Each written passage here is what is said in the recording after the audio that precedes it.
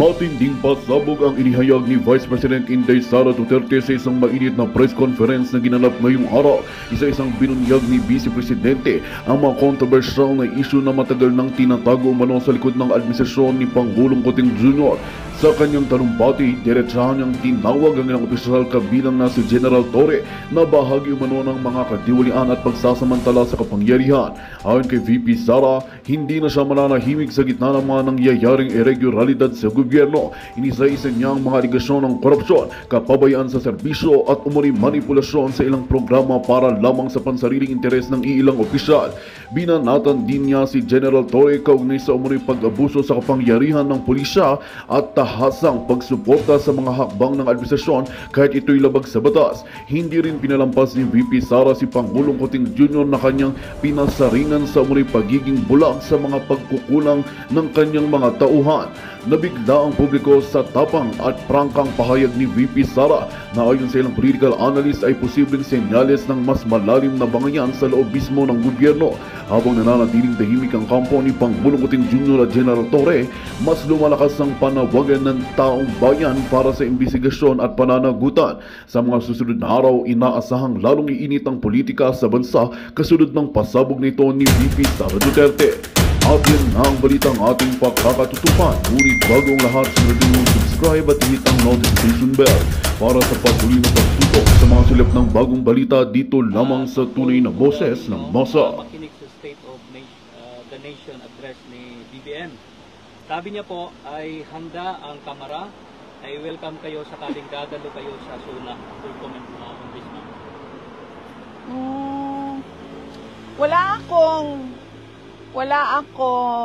Wala tayong batas. Wala tayong batas na nagsasabi tungkulin ng mga Pilipino ang makinig sa presidente. Ang nasa batas natin nakalagay, tungkulin ng presidente ang magbigay sa atin, mga Pilipino, kung ano yung estado ng ating bansa. Siya yung may tungkulin, tayo walang tungkulin, makinig. We have the right to listen or to not listen. There is no law mandating us to listen to the President give his State of the Nation address. Thank you, ma'am. At additional, ma'am, giniit po ni House spokesperson Atty. Princess Abante na galing sa mga ebidensya at testimonya ng mga testigo ang kasong crimes against humanity laban kay dating Pangulong Rodrigo Roa Duterte sa International Criminal Court. Anya, marites po daw ay yung sinabi ninyo na nakakulong si PRRD dahil sa chismis. May sagot po ba tayo dito, ma'am? Siguro dapat huwag magsalita si Miss Abante patungkol sa ICC case dahil spokesperson naman siya ng House of Representatives at wala namang kinalaman ang House of Representatives sa ongoing na kaso ngayon. Nandito ako bilang isang Pilipino, bilang isang Vice President ng Pilipinas na pinaglalaban yung karapatan ng isang kasambayan natin na Pilipino na kinuha sa Pilipinas at dinala sa ibang bansa para ikulong. So meron akong right, I have all the right to express my anger against what the administration of BBM did. Pero si Princess Abante, siya ay isang spokesperson ng House of Representatives. So ang dapat niyang itinatopic o ibinabahagi sa taong bayan ay kung ano yung nangyayari sa House of Representatives. Huwag na siyang sumausaw. Ayun. Huwag na siyang sumausaw sa it's out of her league. Thank you, ma'am. Ma'am, on other issue po, okay lang. Sinabi po ni Philippine Ambassador to the US na si Jose Manuel Romualdez na bukas po ang Pilipinas sa plano ng Amerika na magtayo ng isang ammunition factory sa bansa. Una nyo na pong pinuna yung foreign policy ni Marcos Jr. dahil sa masyadong pagpiling sa US. Ma'am, ano po ang masasabi niyo dito? Makakabuti po ba ito sa bansa natin, plano ng pagtayo ng isang ammunition factory sa Pilipinas? Oo. Ang nakalagay sa ating saligang batas, no, na meron tayong dapat independent foreign policy. Kung yung ginagawa ng gobyerno ay kumkiling sa iisang bansa lang, ibig sabihin nun, wala na tayong true independent policy. So, dapat hindi lang ako yung kumukontra, lahat tayo mga Pilipino kumukontra sa plano na ito. Dahil ang ating mga galaw ay dapat for the interest of our country, hindi para sa interest ng ibang mga bansa. Hindi lang Amerikano, kahit anong bansa yan. Hindi para sa kanila ang galaw ng natin mga Pilipino. Ang mga ginagawa natin ay dapat para sa interes ng ating bansa. Sa VP, mabalik po tayo, ma'am, doon sa issue ng pag-deny sa bail ni Pastor. Sa pagkakakilala niyo po ba kay Pastor Apollo Kibuloy, personal na opinion lang po, dapat po ma-approve or mali po ba yung desisyon ng korte na i-deny siya considering na mahina naman po talaga yung mga ebidensyang pinipresenta at puro hearsay lamang. Sa inyo po bang pagkakakilala, pwede niyo po bang i-vouch si Pastor Apollo Kibuloy sa mga kababayan natin? Hindi ko alam, unang-una, hindi ko kasi nabasa yung desisyon ng judge kung bakit dininay yung application for bail. At pangalawa, hindi ko rin alam kung ano yung ebidensya na ipinakita ng prosecution para sila mag-oppose sa pag-apply ng bail ng accused. No? So mahirap magbigay ng comment kung wala akong alam kung ano yung nangyari doon sa loob ng korte. Another question about your impeachment. Kasi nag-release ng statement ng House of Representatives that they are not going to answer the Supreme Court's asking them to relate significant materials with respect to their decision-making process. What if it's possible for you to make comment po about the move of the House of Representatives that they are not going to provide this information kasi nga it is within the rights of their internal procedures daw and it's not within the jurisdiction of the Supreme Court to ask these pertaining documents? Yan na yung nakalagay, no? Pinablish ba namin ang petition namin?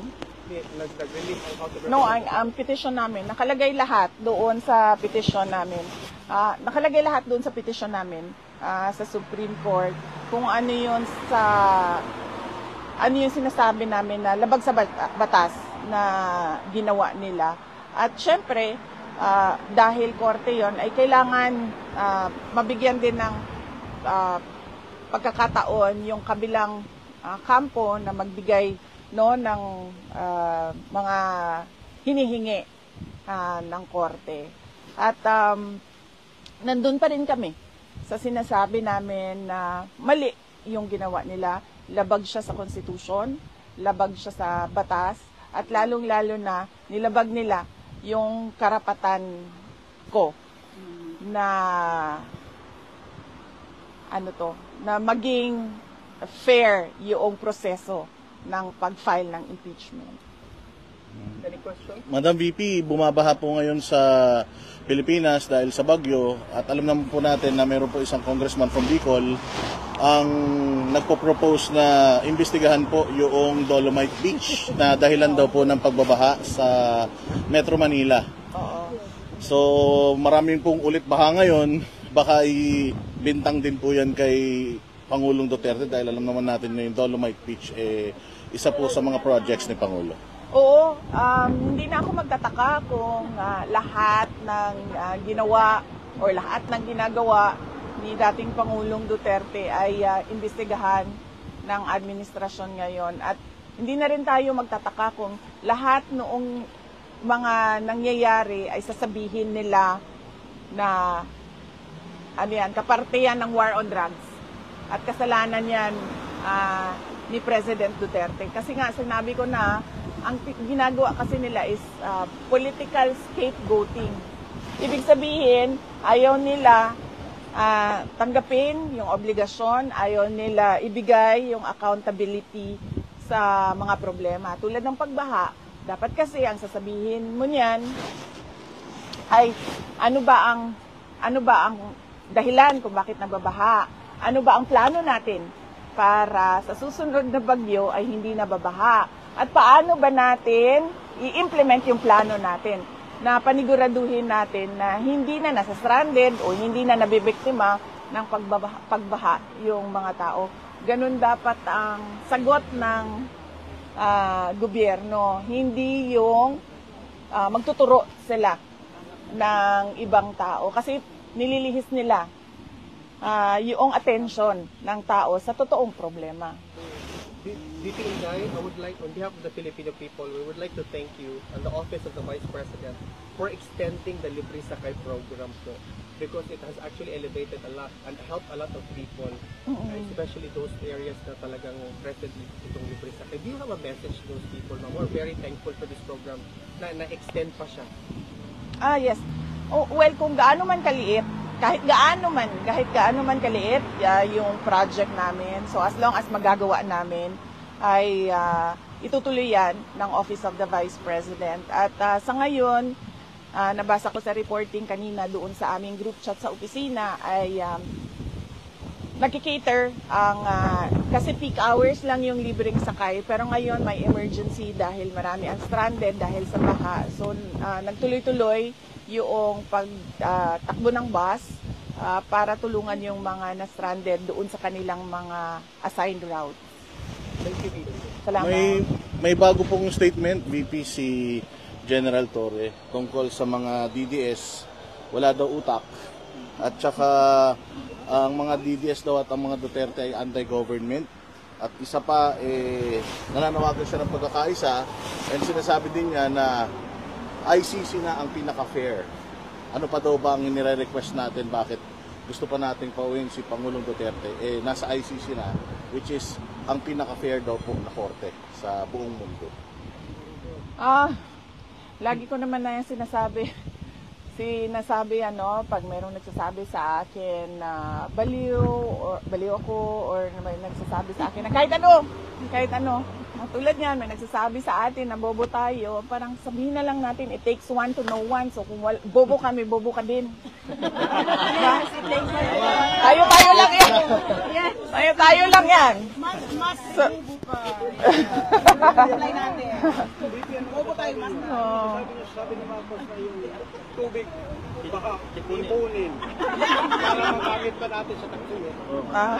Anong comment nyo doon? Kaya ngayon, naiipon na nga.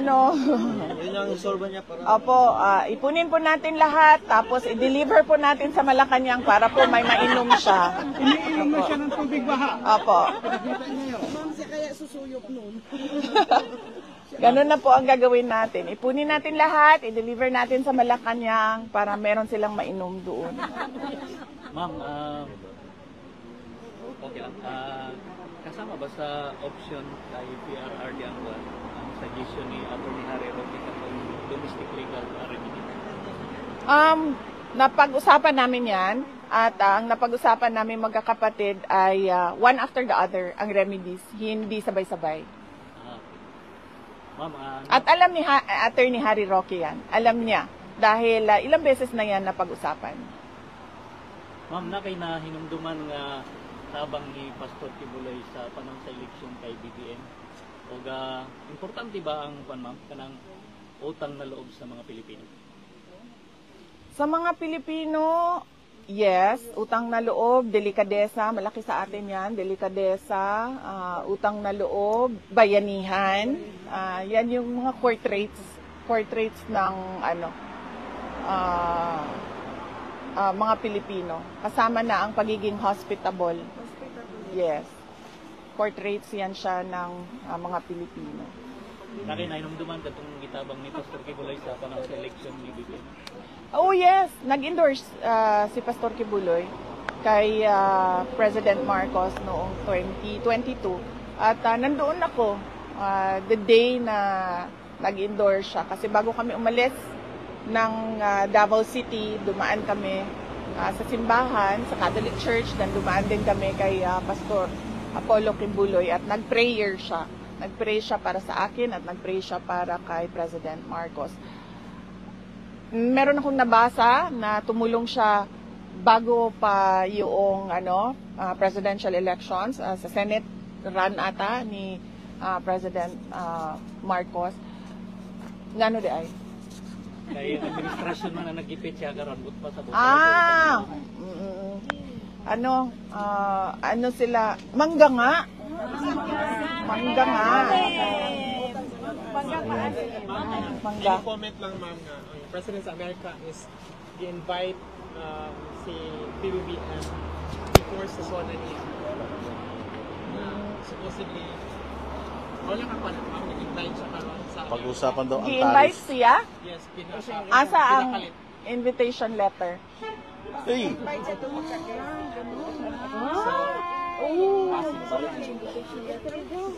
ano siya ma'am? Any comment po doon? Di. Gusto ko makita yung invitation letter. Oo. Any more questions? Kasi Sige ma'am, diretso ko. Ma'am, pwede mga tanang kung anong God ka na. Ang mga tao ba, curious lang sila about ni Attorney Rocky nga nung atong last Saturday wala siya. Invited ba daw siya atong event? Wala man natay isa-isa giimbita na tanan invited. Oo. And everybody is are where everybody welcome. In fact, dito sa ano bang tawag dito, Duterte Street, welcome lahat sa lahat ng rallies. Welcome lahat. In fact, nasaan na yung yung kasama ko sa Australia at pupunta din sa kasama ko sa Australia, pupunta din sa Korea. Lahat welcome and invited sa sa mga rallies natin. Siguro ang advice ko lang sa lahat, hindi naman talaga yan maiiwasan na meron tayong pagkakaiba ng opinyon, ng paniniwala, ng prinsipyo. Dapat yung mga ganon, pag merong problema, ay iset aside natin. Mag-focus tayo doon kay dating Pangulong Rodrigo Duterte kasi siya yung nangangailangan ng tulong natin ngayon. Isa lang ang goal natin is makagawa si Tatay Digong. Yes, opo. And then, hope na magkaisa din. Oo. Tapos, kung gumamit tayo by analogy, parang parang mag-asawa. Di ba sa mag-asawa, darating yung punto na magsige na maglalis, magsige na mag-away, lagi kayong nag-aaway, lagi kayong nagtatalo, meron kayong mga hindi pagkasunduan dahil nga magkaiba yung ugali ninyo, magkaiba yung personalidad ninyo, magkaiba yung upbringing ninyo. Pero tatahimik kayo dahil meron kayong mga anak na kailangan kailangan na maayos yung pagpapalaki ninyo sa kanila at hindi nila nakikita na nag-aaway lagi yung kanilang mga magulang at nakatutok sila doon sa mga principal, mga primary ano ba tawag niyan? Gawa na lang ng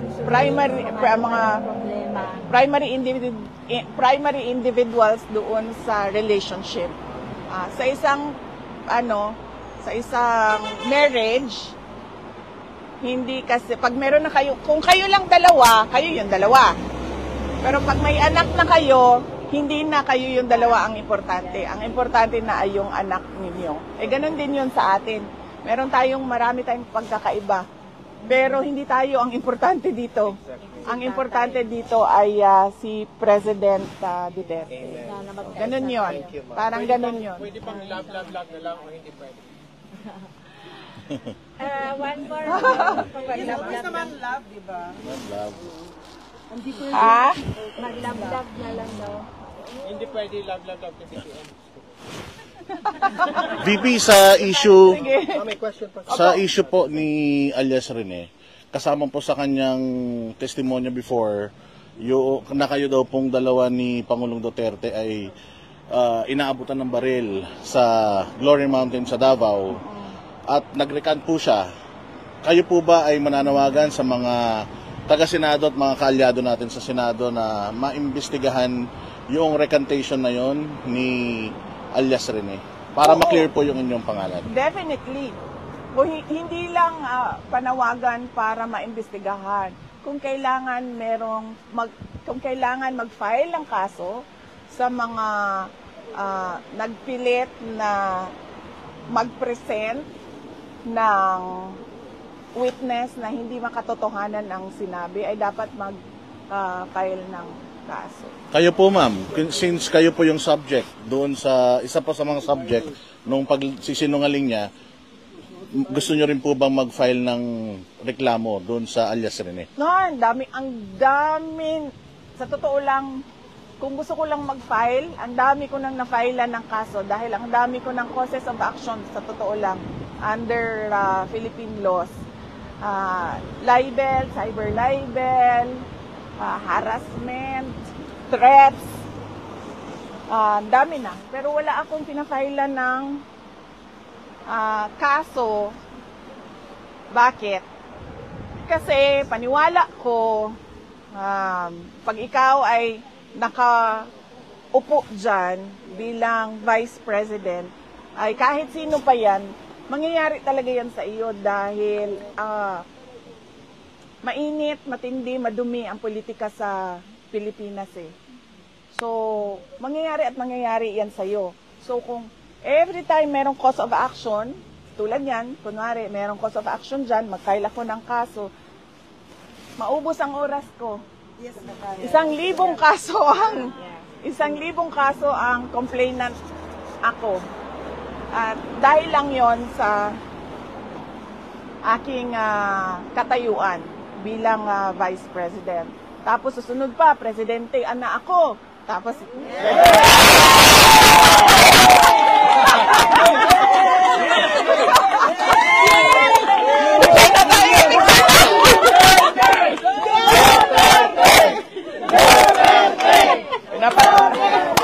pinapatawa ko lang kayo kasi alam ko pagod kayo sa biyahe.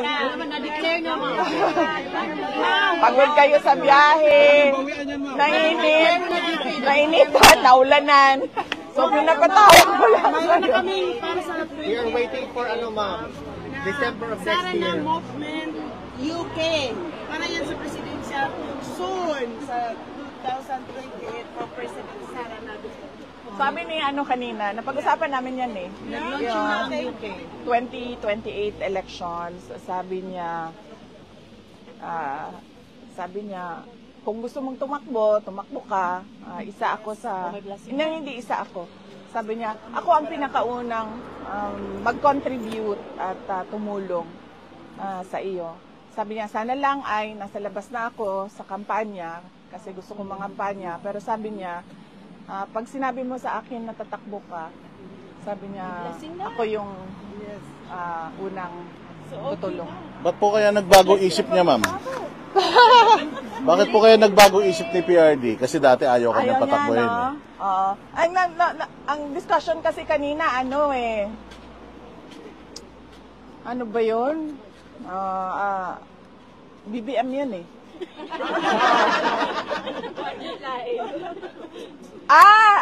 Sabi niya, Marcos daw tatakbo. Sabi ko, Marcos daw tatakbo. Sabi ko na, alam mo, wala nang boboto for a Marcos. Ever sa history ng Pilipinas, maging na ako, fortune teller na ako ngayon, nakikita ko na ang future. Sabi ko sa kanya, walang boboto sa mga Marcos na for president. Kasi unang-una, sino ba ang kakampi niya? Yes. Ang mga dilawan. Ang mga dilawan, pagdating sa election, pagdating sa selection, pipiliin nila dilaw. Hindi yan pipili ng Marcos. Sabi ko, sino pang kasama niya ngayon, kaalyado niya ngayon, Makabayan. Sabi ko, kung ang Makabayan pipili, para nila lang give up yung kanilang money-making filosofiya na ano sila, na gusto nilang pabagsakin yung administrasyon at gusto nila sila yung i-install na gobyerno. So, sino boboto? Wala na boboto sa kanya na ano, na mga, ako bumoto ako sa kanya noong 2022. Nag-ano na ako, na nagmahay na ko. Natagam. Nakakawa na og tagam. So, sino ba boboto sa Marcos? Sa susunod, wala na. Wala man silang kasama. Kayo nag-usap kayo sa'yo nakiusap o nagsama-sama? Oh, alam nila yan. Kasi noong lumapit sila, alam nila na hindi nila kakayanin ang mga supporters ni Leni Robredo at the time noong 2022. So, ano ba yun? So yun. So sabi ko sa kanya, sino nang boboto sa Marcos? Sabi niya, pag ikaw tumakbo, yun na yan, sabi niya. Pag ikaw tumakbo. Thank you, ma'am. Any more questions, guys? Yes.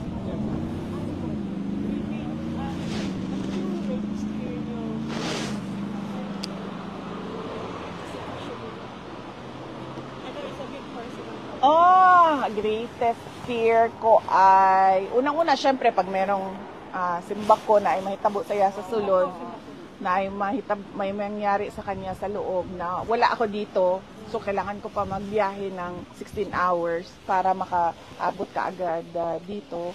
At ang pangalawa ay yung magiging malungkot yung kanyang araw-araw. Malungkot siya araw-araw. Kaya pinipilit ko talaga doon sa mga kapatid ko na kailangan talaga merong pumunta dito para bumisita kasi allowed naman bumisita. So, dapat meron talagang pumunta dito na bumisita kasi ayaw natin malungkot siya. May dumaan na araw na malungkot siya. Kasi tulad ngayon, kanina, hindi natapos yung kwentuhan namin, di ba? Time out na, sabi nung gwardya. So, sabi ko sa kanya, ay, huwag ka mag-alala pa kasi babalik ako bukas. So, he has something to look forward to every day kasi merong nandyan yung paborito niyang anak. Hello, sorry, stick ko pala.